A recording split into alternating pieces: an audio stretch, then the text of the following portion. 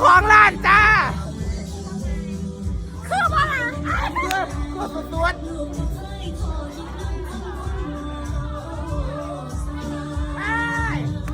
ว่าเรียนคู่จะ5 ปีเรียนคู่4 ปีเรียนคู่4 ปี5 ปี เรียน5 ปี เรียนคู่5 ปี เรียน4 ฝึกสอน1 ปีเป็น5 ปี ก็เลยได้เป็นหมอลำ